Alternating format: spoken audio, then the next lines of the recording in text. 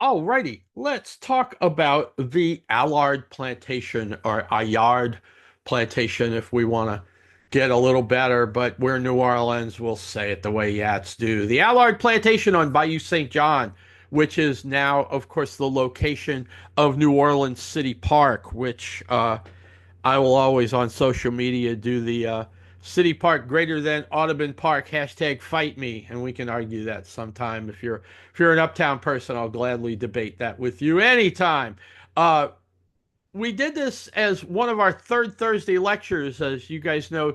My friend Derby Gisclair and I do a talk every month at the Jefferson Parish East Bank Regional Library over there on West Napoleon, just off of Clearview, and we call it the Third Thursday Lecture Series. And we uh, we do the we alternate with topics, and I did the Allard Plantation because I'm a kind of a lakefront gentilly type person in my orientation, and figured that would be a fun thing to do.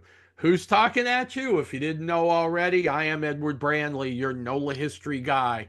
That's the email. Always that Edward at NOLAHistoryGuy.com is always the best way to reach me.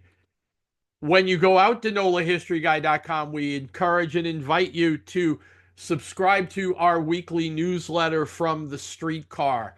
Just go to NOLAHistoryGuy.com, and there's a link right there. There's a big box that you can put your email in and subscribe to the newsletter. We do a feature article and a whole bunch of other stuff every week about New Orleans history.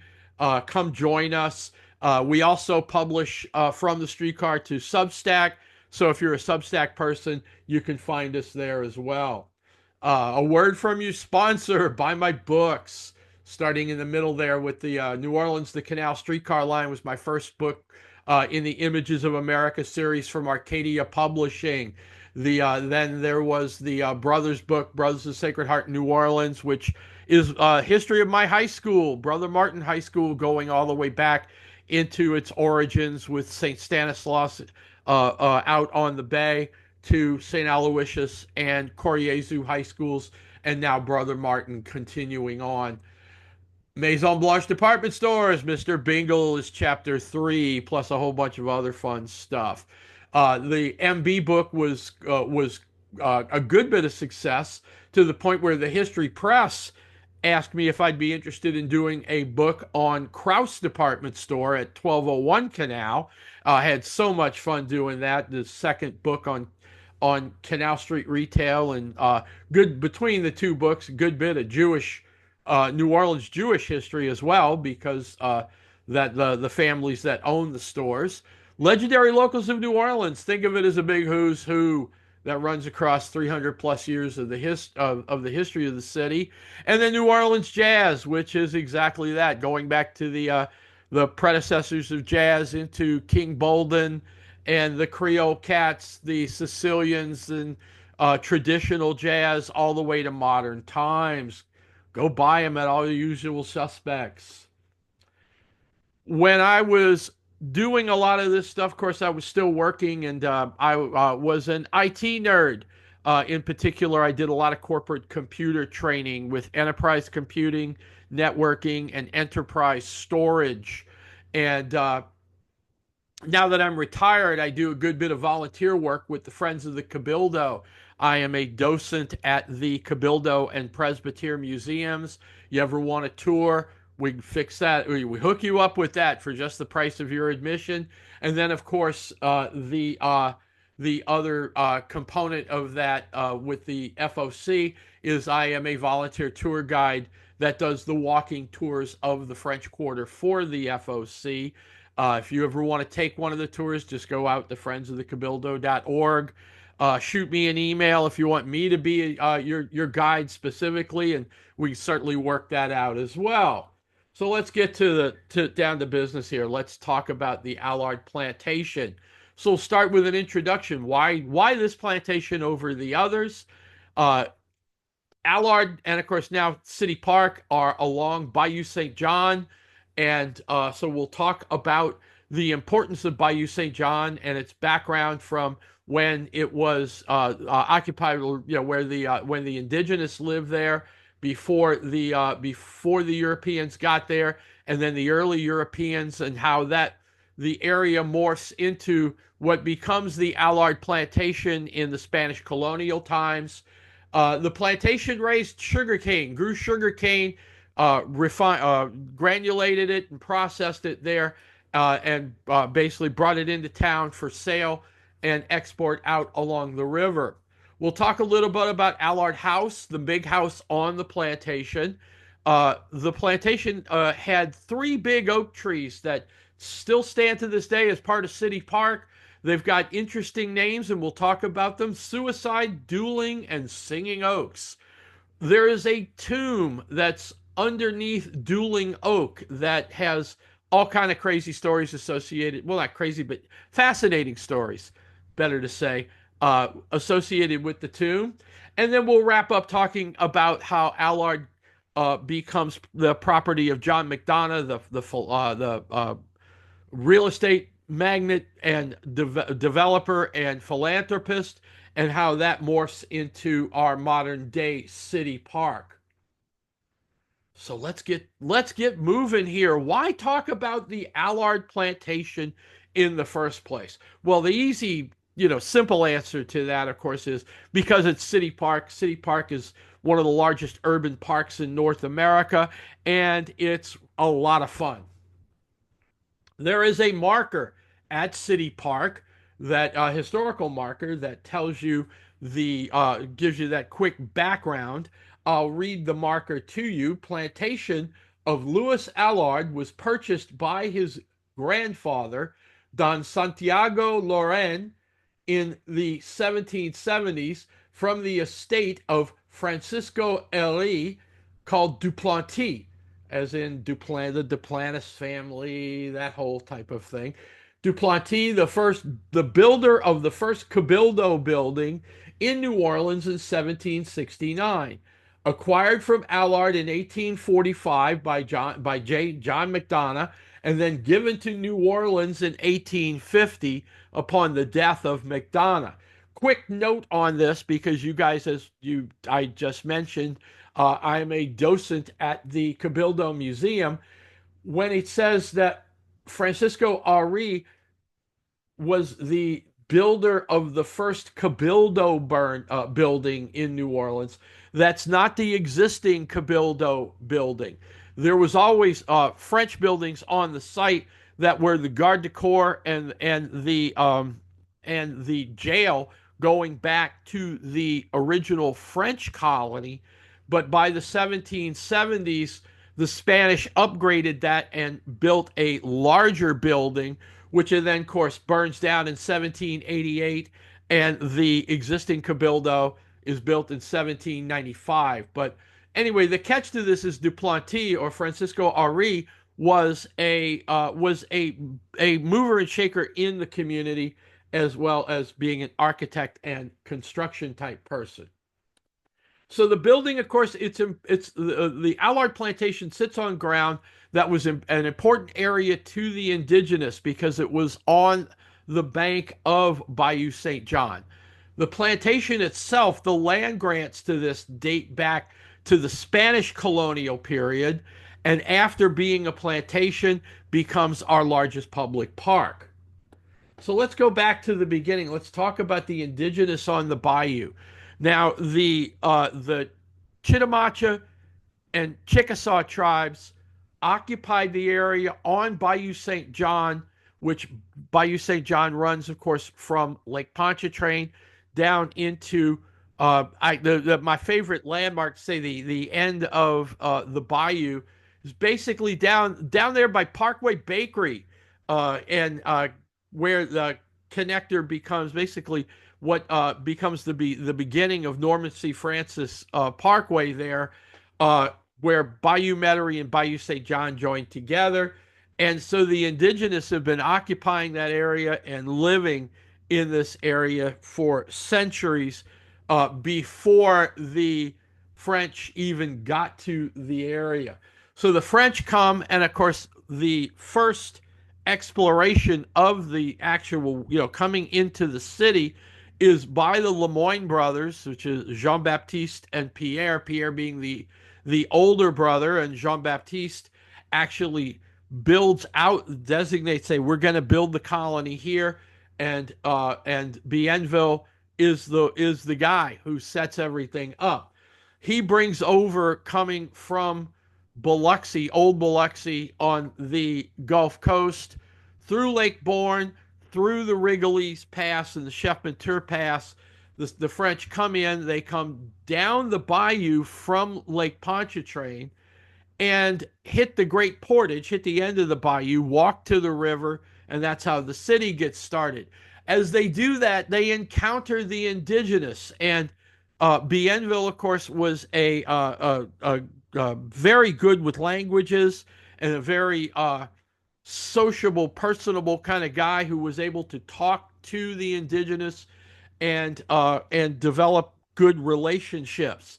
He has a bunch of people with him, and one of which was a man named Antoine Simon Lepage Dupratz. And Dupratz was an explorer who was also a writer, and he basically spins off from Bienville's exploration parties and the settlers of the original New Orleans. He goes back up the bayou toward the lake, builds himself a little shack, makes nice, basically a setting. He's got good relations coming from through Bienville with the Chickasaw who were in the area. He enslaves a Chitimacha girl who was basically enslaved by the Chickasaw, and purchases her and enslaves her and lives with her along Bayou St. John for a couple of years. He's writing copious notes and documentation that by 1754 he turns into his History of Louisiana. Eventually he moves up goes up the river further and lives with the Natchez tribe going a little further up the river. And you can see that that's a sketch of his from his book, History of Louisiana. And it's called Marche du Calumet de Paix. It's the March of the Peace Pipe. And that's the idea, was having a ceremonial negotiation with the French and the Natchez to come to an agreement and basically settle in along the river. So Dupratz, though, is one of the first guys that kind of goes native up the bayou, and that begins the colonization, if you will, or settlement, if you will, of the bayou between the city and the lake. Another great story comes from Charles Gaillard, who is a very notable historian of the city. And it talks about a legend of the Chevalier d'Aubin. And the Chevalier was, as the story goes, a lot of this is quite the legend. And how much of this is Gaillard embellishing stories about men like Dupratz who went native and went up the bayou, and how much of this is actually factual is always hard to tell. But the story goes that d'Aubin comes to New Orleans with Bienville, and he's one of the ones that goes native, and he is now associating with Choctaw and Chickasaw. He gets consent from the Choctaw living along the bayou to go native and live up there. Now the catch or the interesting part of the story is, back when d'Aubin was in France, he, according to the story, had a relationship with the daughter of the Duke of Brunswick, who was Princess Charlotte. Now, the daughter of the Duke of Brunswick, of course, doesn't want to get married off as her father saw fit. So the story goes that she faked her death in Europe, takes ship to New Orleans, and then hits the port of New Orleans and has, makes reestablishes contact with the Chevalier, who then they bring her up the bayou, and she then lives with Dabon along the bayou, kind of going native. What's interesting about this is there's also a version of this story that's set in Mobile, that Dabon comes to the Gulf Coast with Bienville, but then rather than going native along Bayou St. John, he goes over to Mobile Bay and goes from there, so that the that Princess Charlotte doesn't come to New Orleans in that version of the story. And that's where this gets all crazy, right? Because you've got Gaillard telling the story as if the Chevalier and the princess are living along Bayou St. John, and then there are other storytellers from Mobile that claim the heritage over that way. Go figure. But it's great that when you read these stories, it gives you the kind of the feel of what happens when the Europeans kind of go native and live closer to the indigenous than the colonies themselves or the colonists themselves. Here's a map now from a 1747 map of the colony of New Orleans. Now remember, Bienville gets here, or the brothers get here in 1698. Bienville comes back in 1718, and that's when the colony begins formally. Dupaget surveys the area, sets up the grid that becomes, as you see there, the French Quarter. So this is a 1747 map of the French Quarter. If you see that light-colored square at the bottom, that's the Place d'Armes. So right above that would be the St. Louis Parish, the Parish Church of St. Louis, right just above the Place d'Armes, with the government building, the Garde du Corps on the left, and then the governor's house, which becomes the first Ursuline convent. He basically puts the nuns up when they come in the 1720s until that's further out. So, of course, by 1747, as this map indicates, the colony is developing and growing out as the French settlement. So if you look at the Place d'Armes, so you're there, then you see the church. You go one street to the right, go down the river to the right-hand side of that map. That's St. Anne Street. And then one more block after that is Dumaine Street. And if you go up Dumaine to the end of the quarter at that point, or the end of the colony at that point, the northern side, you'll see that a road continues, because that is the Great Portage. That's the connection then between the land connection between Bayou St. John, where Bayou St. John and Bayou Metairie come together, and there's no more waterway at that point. So you picked up your canoe, and the indigenous had been doing this for centuries, and this is how Bienville got here. Of course, you pick up the canoe, you walk down that trail. So by the time of this map, that becomes the Bayou Road. So it's still a dirt road, but it's been widened and flattened out a little bit for better access. And then that's when these guys that are living up the bayou, that's how they get back and forth when they choose to come back to the city. Now, of course, the colony continues to grow. We go through the two big fires in 1708 and 1794. But the Baron Carondelet, who is the Spanish governor of Louisiana in 1795, then builds out the Carondelet Canal, which complements the Bayou Road, sets up a waterway to connect the end of the bayou with the top of the colony then in 1795. So now by 1798, the Spanish are in control. Again, we are recovering from the two big fires. The city is continuing to grow. The Carondelet Canal connects the city at that point, as well as the Bayou Road. And you can see the Carondelet Canal. You can see the Bayou Road there.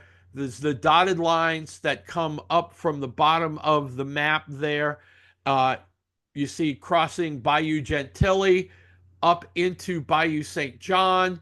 And then on the left-hand side, you see that more narrow, straight-line waterway that is the Carondelet Canal, or you'll also hear folks refer to as the Old Basin Canal, which that's where Basin Street gets its name because of the turning basin there just above Rampart Street.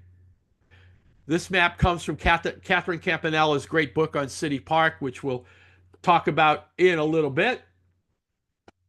So by the 1770s, of course, the Spanish are in control, and the Spanish Crown is issuing land grants to various folks who want to farm out and develop the land directly around the city. And we start seeing those land grants start taking shape as early. Now remember, the Spanish take control in 1762.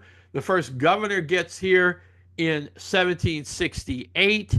The colony itself, so these land grants and property developments really start fleshing out in the 1770s. One of the first people to get one of those land grants is Francisco Ely.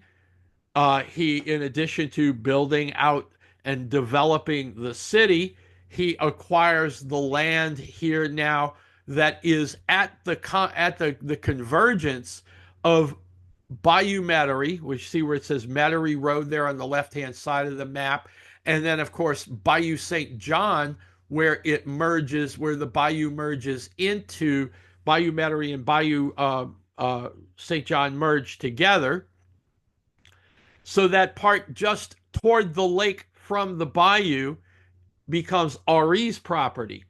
Now, Henri dies, and he dies in estate, so he purchases his estate is purchased by a man named Don Santiago Lorraine. Lorraine dies, and the property passes to his daughter, who marries Louis Allard, or Louis Allard. She inherits the property. Allard develops it, and so hence it becomes the Allard Plantation. This map drives me crazy because it's reversed. I don't know what possessed the original Spanish map maker to do it this way, but basically what we've got here is the map is rotated, it's flipped.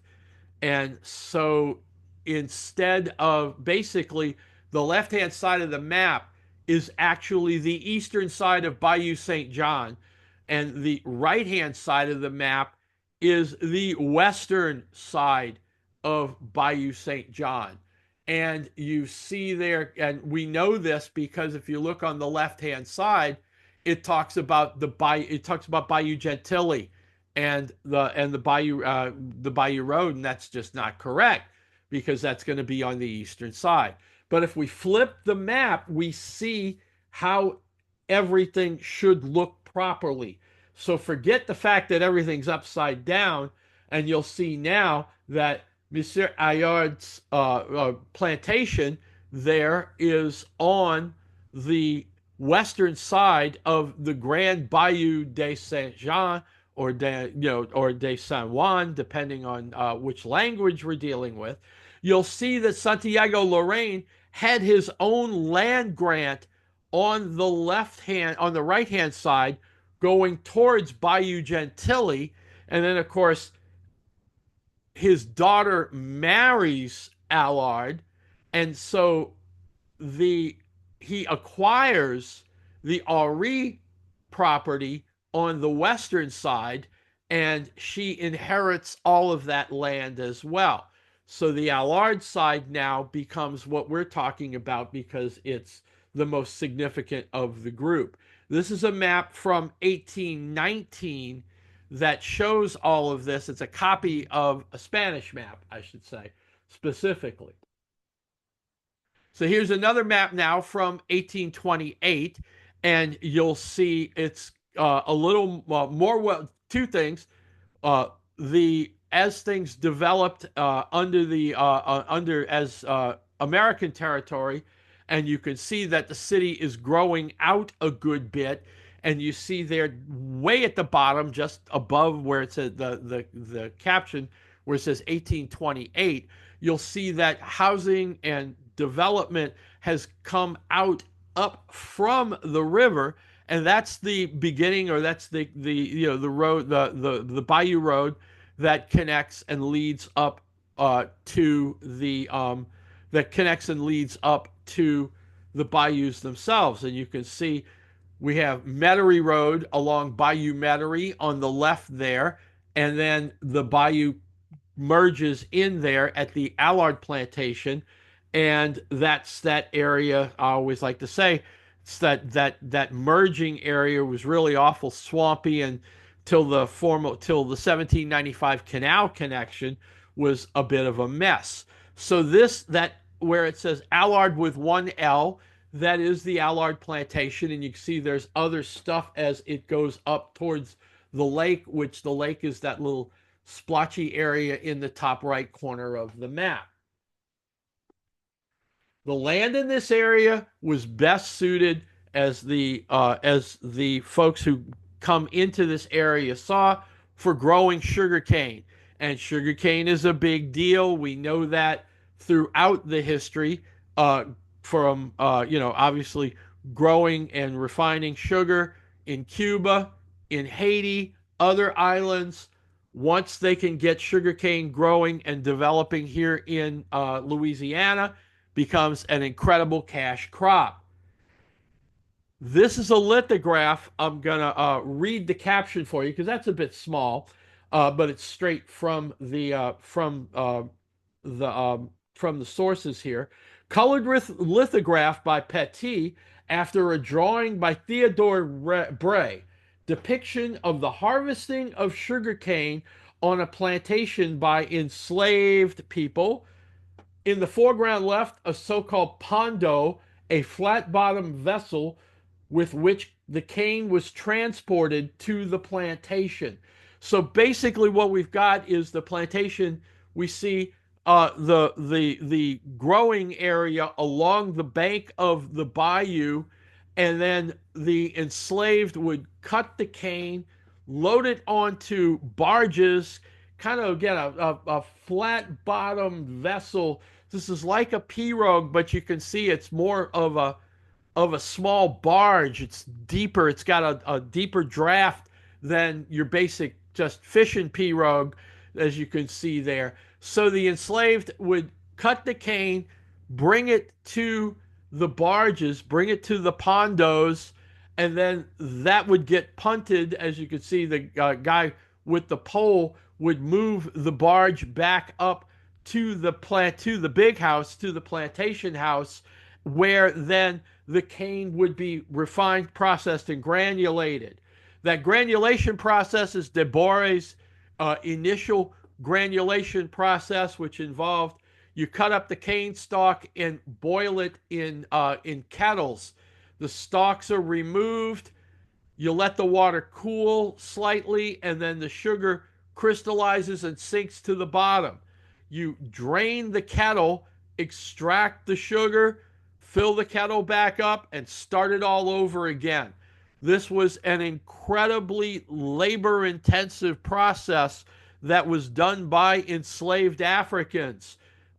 Fill it up, boil it, drain it, get the sugar out. We're dealing with hot boiling water or next to boiling water in those big kettles that you see there in this photograph from a Flickr user that was taken at Whitney Plantation, because Whitney was also a sugar plantation, a cane plantation up the river just like many of them, so that this process was how to basically to very quickly and efficiently, in the sense of labor intensive, but still could create barrel after barrel of granulated, of crystallized sugar.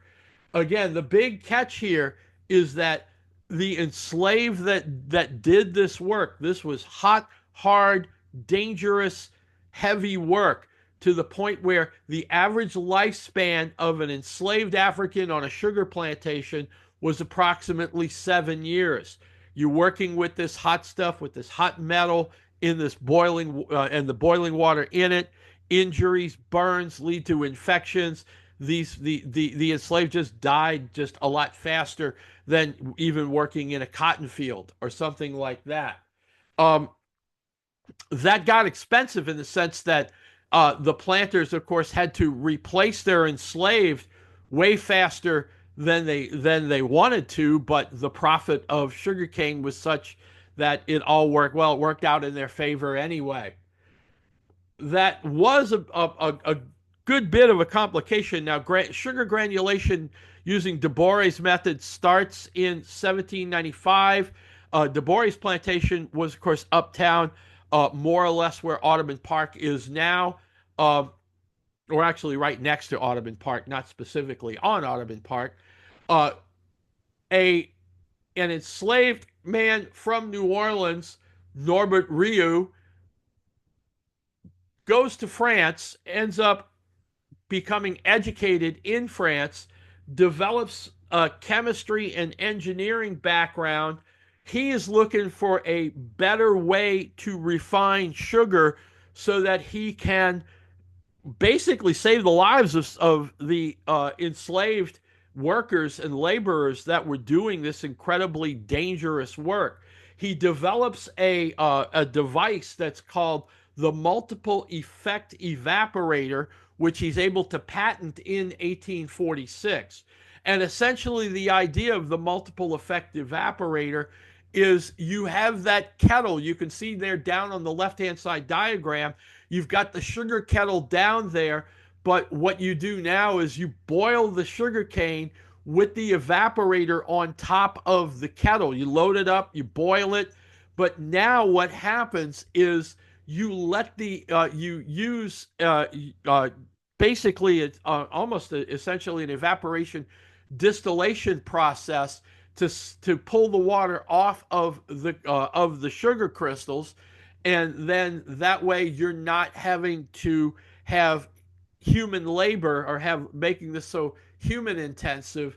And of course, that not only speeds up the process, it saves human lives, which in particular makes this generally a huge economic boom at that point. All this is taking place on plantations up and along the Mississippi River, and closer to home here, up and along Bayou St. John.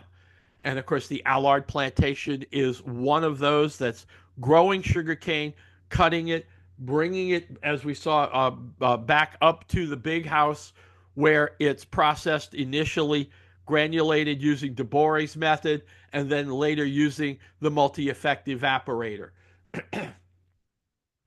Allard House, of course, just like any of these plantations, had a fairly nice manor house that was nestled in these centuries old oak trees. You see that bridge that is crossing the bayou there. And then if you look, you see the wooden bridge on the right-hand side under the tree.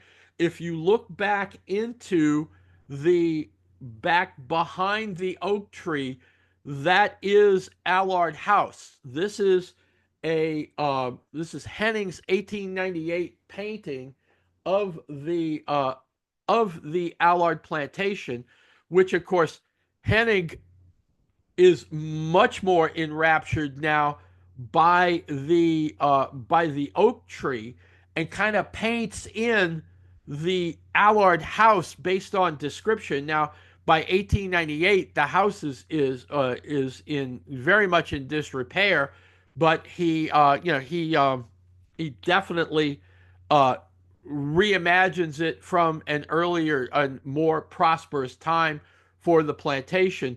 But the point of it is that there are no, well, first off, there are no photographs of Allard House, and really it's only descriptions and this painting that we see a bit of it as the main house of the big house of the plantation. Uh, Obviously, the oak trees just enraptured the artists and inspired folks so much more than just I don't want to say common house, but a very typical manor house. Gaillard has some description here that we can talk about. This is from his one of his histories on the bank of Bayou or River St. John, on the land known in our days as Allard's Plantation, on the very site where now stands a large and airy house which we see shown here, there was a small village of friendly Indians. From the bank opposite the village, beginning where at a much later period was to be erected the bridge which spans the bayou, a winding path made by the Indians and subsequently enlarged into Bayou Road by the European settlers, ran through a thick forest and connected the Indian village with the French settlement of New Orleans. And of course, this is a passage from Gaillard that is in Campanella's book. And you can see the description there that the land and the Allards had been living on the western side of the bayou, with the indigenous living on the eastern side, and everyone was pretty much on good terms at this time. And then so of course the French start growing sugarcane that expands into the settlements. Now, as the Spanish start giving land grants, you see the Choctaw and the Chickasaw moving away from Bayou St. John, basically because it's like, oh man, all these white people, we're going to go a little further into the swamp, into the woods, so we don't create any trouble. They got guns, that kind of thing. So Allard House again was here, and you can see the bridge that connects the Bayou Road, one of the early bridges across Bayou St. John in this area. Of course, by 1898, when Koenig paints the painting of the big oak tree, the house is still there, but the plantation is no longer a sugar plantation, but has now become it's basically been 40 years.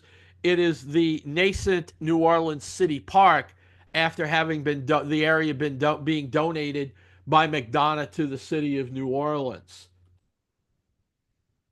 This is the McFadden House, which still stands at City Park. The important note here is that there's often confusion between Allard House, the manor house for the plantation, and McFadden House, which is now, of course, Christian Brothers School in City Park. The catch is that Allard House is in terrible disrepair by the late 1890s and is demolished. And not on the same site, but nearby, McFadden gets a grant from the city to develop a certain, section of what later becomes formally and legally City Park. And he builds out this huge manor house or big estate on the land there. But that's not till 1909. But you say Allard Plantation, and you see this big house, and a lot of folks that don't know the full background of the park think that this must have been the manor house. No, it comes later. It's still there. It's still Christian Brothers School. Over time, three of these beautiful ancient oak trees end up with their own special stories. The three oaks: suicide, dueling, and singing. Suicide Oak is the earliest one, well, not the earliest one mentioned, but one of the more notable and bizarre stories of the Allard Plantation and later City Park. And that is that over a period of about 12 years, from the late 1890s into the 1900s, 16 men went out to this oak tree with ropes, took a rope, made a noose, and then strung themselves up. Maybe climb a branch and jump off and hang yourself, take your life by hanging on Suicide Oak. This is a 1909 postcard of Suicide Oak. So it's kind of past the time when men were doing this. But it was that 16 men. It got a reputation as a place where folks would go out and take their lives. Here's another. This is a Detroit Publishing photo. You can see the idea here is what happened, or the way these postcards worked was a photographer would go out and shoot, usually 4x5, 8x10, big bodied camera shot of the area. So you shoot that. The publisher would buy the photograph from the photographer, print the photographs, send them back down to the locality, whether it was here or Cincinnati or wherever, and then hire an artist to color it in. So you see that in the first the first photo, it's quite natural and a big spread out. This photographer accented the Spanish moss hanging from the tree a good bit more, as you can see. Our second oak is what becomes known as dueling oak. This is an S.T. Blessing stereo photograph from the 1860s. And Blessing Studios were big on stereo cards. Basically, if you're familiar with an old AMF Viewmaster, right? You put the little wheel in, and you look through the you look through the viewer. You look through the Viewmaster, and of course, it gave you a 3D view of the photograph. Well, Blessing and others did the same thing. There were standard-sized viewers that you could put a card that had a left and a right picture on it, and then if you held it at the right angle, it gave you the illusion of three dimensions. And so Blessing was good at this, and of course, dueling oak became incredibly well known as a site for having affairs of honor. And an affair of honor, I challenge you to a duel. You have wounded my honor, and I must have satisfaction. And of course, for a good long time, the Allard Plantation was, strictly speaking, outside the city limits. It was obviously part of Louisiana, Spanish colonial American Louisiana, but not part of the city. It was outside the city limits, so that having a duel was a bit more of a gray area, to be that a little bit further out. That way the cops weren't just going to come and break it up or arrest you if you happen to win the duel. Here's a WPA photograph of dueling oak from the 1930s, and the stories, true, embellished, and outright fiction of duels that take place here on the Allard Plantation are just legendary. That is, yes, a tomb, and we'll talk about it in detail in a little bit. So, of course, in the late 1930s, as the Depression was growing on, the federal government was pumping tons of money into all sorts of employment projects, more so than just mere construction. They had what I like to call the starving artist projects, where you had various, like the building surveys and photographic surveys that would augment various writing and documentation of parts of the country as part of these starving artist programs. One of the other things sponsored by the WPA with some of these writing projects and documentation projects was actually a reenactment of an early 19th or late 18th, early 19th century duel using rapiers, using, duel with swords. And you can see you've got the two duelists there in shirt sleeves who are fighting each other anywhere from till draw blood and honor is satisfied to fights to the death. The seconds are there on the left hand side. And the seconds, of course, you can see the second has his own sword drawn because he is guarding against treachery. The second was usually a friend or an acquaintance of the duelist. And so the seconds negotiated with seconds of the other party in the duel, and then when the duel actually takes place, they are charged with making sure that there's no foul play, no cheating, no subterfuge at that point. So again, this is from the late 1930s, and you can see in the back that is Delgado Museum of Art, which now has evolved and morphed into New Orleans Museum of Art, and that's the original main building that is now NOMA. A little bit closer to the bayou is the third famous oak tree that's called Singing Oak. And the legend of Singing Oak goes that the branches and the way the leaves grew out on this particular tree generated a harmonic or a series of harmonics, basically a whistling or a harmonics when you sat under the tree, so that it was as if the tree and the breeze were singing to you. And over time, folks have hung wind chimes into the branches to enhance that and continue the reputation and story of Singing Oak. You could see from this is a contemporary photograph that you could see in the back there is that original Delgado Art Museum, now part of New Orleans Museum of Art. And then that lagoon there that we know as Big Lake. And of course, there's a park bench that you can sit under the harmonics of the natural harmonics and the wind chimes that are there along the bayou. Let's come back to Dueling Oak because of that tomb that's there. And boy, you talk about anytime you've got a graveyard or a tomb or something, this is New Orleans. We're going to get stories of anything from attempts at factual explanations for what's going on, all the way into ghost stories and tall tales of all sorts.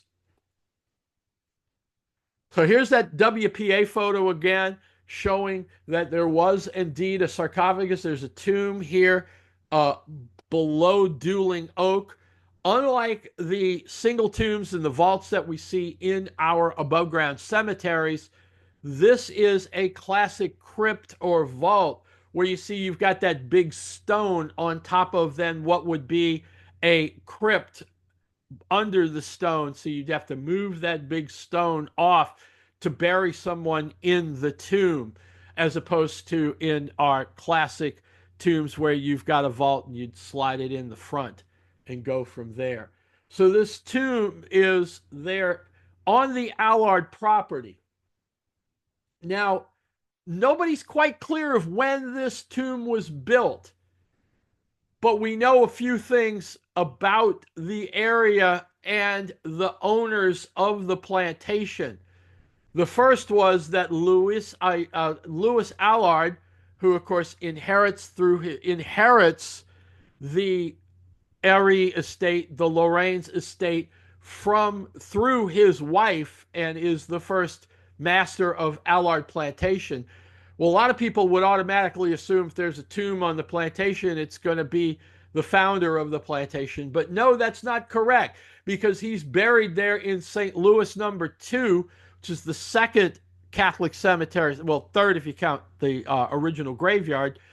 St. Louis number 1 there on Basin Street, and then that basically that cemetery was outgrown, so the larger St. Louis number 2, Conti and Claiborne, spreading out on either side of Conti Street along Claiborne Avenue there, is St. Louis number 2, and that's where Louis is buried. So then it was, well, maybe it was his brother. And that was Robert Allard, or Robert Allard, Louis's brother, who passed in 1837. But the family insists that that's not accurate as well. It's not established that he's buried in the same tomb in St. Louis number 2, but the family says that it's not accurate that Louis is in the tomb as well.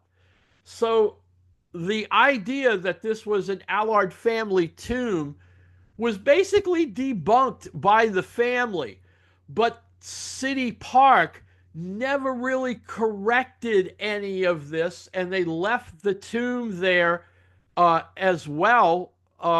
Just it was mystery story, and they thought that the mystery of the tomb and the lure of this tomb and the ghost stories and everything else attracted visitors to the park.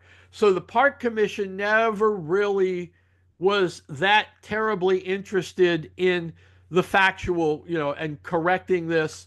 They just kind of let the legends build out from there. After Katrina, though, the tomb was damaged, the stone was moved over. It was considered to be a bit more of a nuisance or a potential danger to anybody trying to explore the area, because those big stones on top of a sarcophagus like this, that's heavy stuff, and it got pushed over. So basically the park finally acknowledged that it's not an Allard burial place, and in fact it's not likely it was ever used actually as a tomb. Maybe it was built out by the family, but things changed over time, that they just didn't use the tomb for as a burial location, and the park just let it keep going. But because of the damage that had happened over the years, as well as the immediate aftermath of the flooding of from Hurricane Katrina in 2005, the park just demolished and removed the tomb in 2011. So unfortunately, it's no longer there for you to go and see. Let's talk about how the Allards come to give up their land and their plantation, and how that morphs into becoming City Park through the sale of the plantation to John McDonough. So here again, here's our painting of the Allard house way in the back there. So of course, this is by antebellum New Orleans, 1845. For whatever reason, the plantation is seized by the city for back taxes. And the story is quite unclear on this as to why this happens. There's sugarcane plantations everywhere now. The process is a totally different game. Certainly Louis Allard basically has he's an older man now. The family is not as into maintaining the land, so the bookkeeping goes haywire at some point because he's an old man and not keeping up with things. The city finally breaks down and seizes the land, formally puts it up at a sheriff's auction, at a municipal auction in 1845. John McDonough, who again is a factor, business entrepreneur, developer, acquires the Allard Plantation at that auction in 1845. Now, he doesn't quite know what he's doing. He's getting, he's an old man as well now. He doesn't quite know what he's going to do with the property, but by buying the plantation, he's able to let Allard live in his house until his death in 1847. McDonough, of course, dies in 1850, and has, as part of his will, he was quite the philanthropist. A lot of his personal fortune is willed to New Orleans public schools, which is why so many of the schools were named McDonough number this and McDonough number that. Starting, John McDonough High School up on Esplanade Avenue, all the way up into, McDonough 35 High School. You can see just, very much acknowledging the amount of money that he put up. They're not quite sure. He wasn't quite sure what to do with the Allard Plantation. So in his will, he just donates the land to the city with the suggestion that, hey, this would make a great public park for New Orleans. Well, of course, that's what happens over time.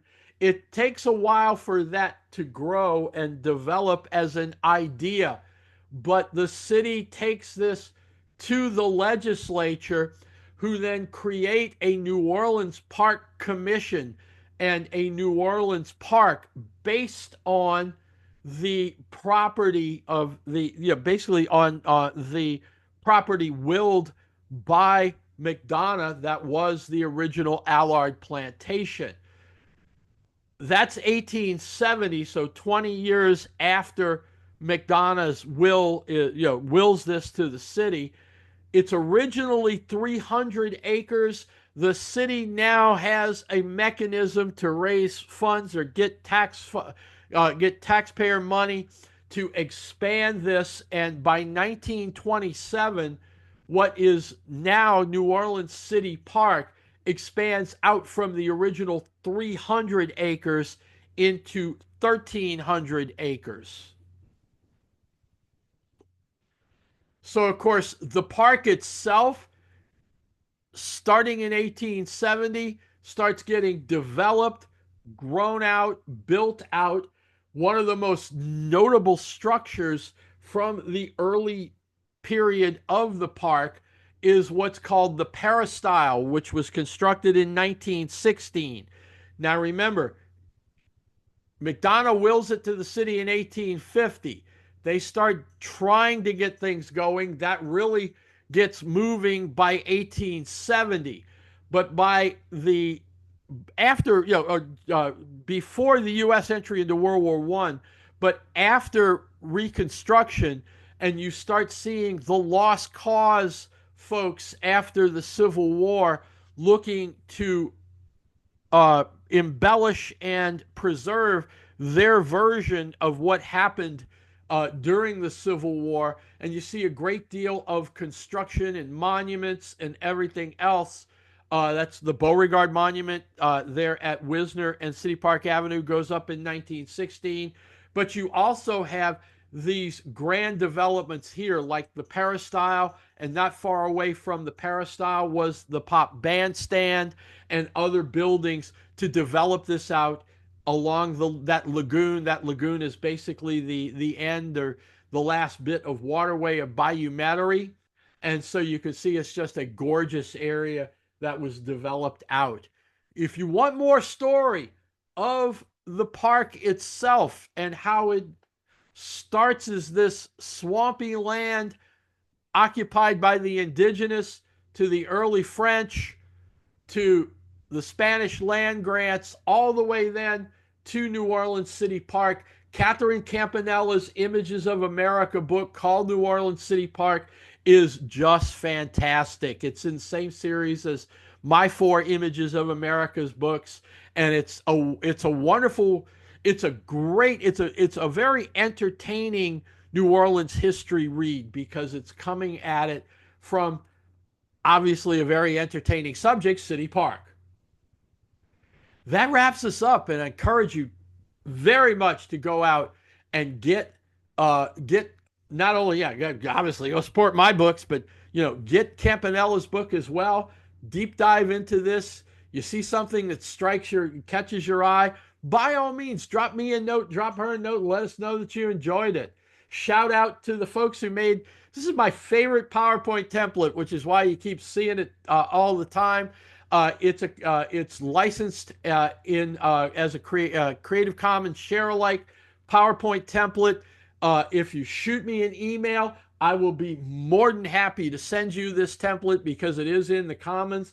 Like I said, I just love that old look with the ink stain and everything else. And of course, as we said, I am NOLA History Guy, Edward Brandley, Edward at NOLAHistoryGuy.com, at NOLAHistoryGuy.com on social media.